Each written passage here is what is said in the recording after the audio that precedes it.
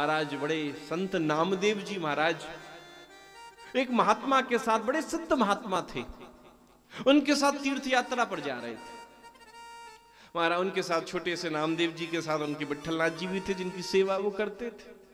जब जंगलों से गुजर रहे थे तब नामदेव जी को बड़ी प्यास लगी, और जब बहुत प्यास लगी तो मन में सोचा कि हमें इतनी प्यास लग रही है तो हमारे छोटे से ठाकुर जी चल रहे हैं साथ में, उनको भी कितनी प्यास लग रही होगी। वो तो बेचारे बोल नहीं रहे, तो प्यास तो उनको भी लग रही होगी। तो मन में विचार कर रहे थे कि आसपास घोर जंगल में कहीं से भैया पानी मिले, मैं अपने ठाकुर जी को भोग लगाऊं, जल पिलाऊं, मुझे प्यास लग रही तो उन्हें भी बेचारों को लगी रही होगी। ये बात सोच ही रहे थे, चर्चा भी छेड़ी, पास में देखा तो कुआं भी दिख गया, लेकिन कुआं अंदर से सूखा था, पानी नहीं था।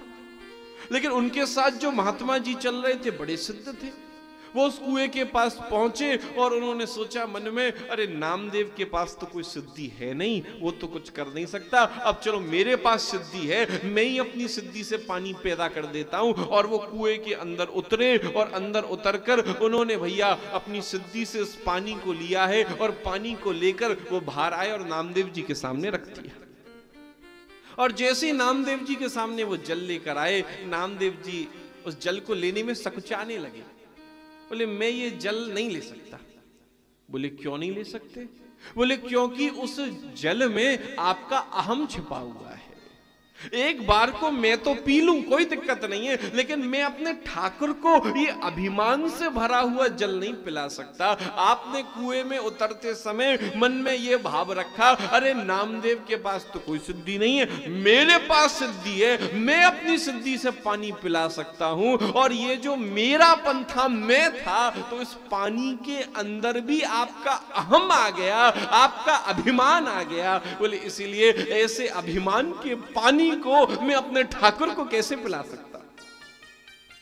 और ये सोच सोचकर उस कुएं के पास खड़े थे, आंखों से अश्रुओं की धारा बहने लगी, रोने लगे, अरे मैं अपने गोविंद के लिए, अपने ठाकुर के लिए जल कहां से लेकर आऊं। और जैसे ही उनकी आंखों से वो आंसू आंखों से निकलकर उनके गालों से होता हुआ, उनकी ठोड़ी से होता हुआ वो आंसू का बूंद जैसे ही कुएं में गिरा, देखते देखते कुएं के अंदर अपने आप जल उत्पन्न हो गया और देखते देखते पूरा कुआं भर गया, ऊपर तक पानी आ गया।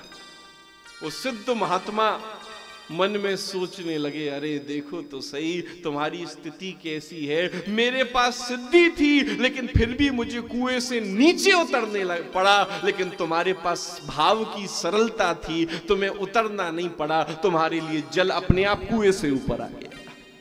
बोले यही तो जीवन की स्थिति है। बोले इसीलिए ये अहम का वहम जीवन में बड़ा कष्ट दे देता है, बड़ा परेशान कर देता है।